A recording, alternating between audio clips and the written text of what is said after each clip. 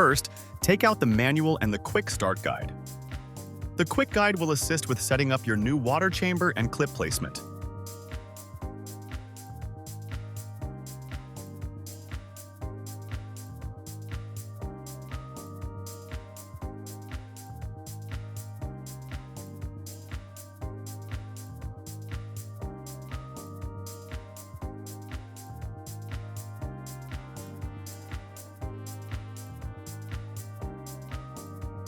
First, carefully take out the water chamber. Depending on your selection at checkout, you'll either receive a top lid that perfectly fits your existing chamber or a complete water chamber for your CPAP system.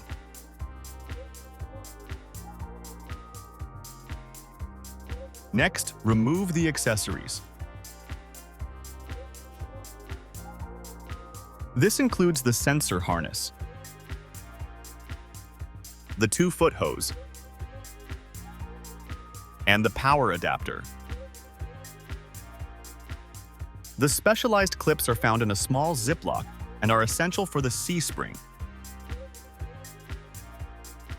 Remove the foam packaging from the bottom of the tank.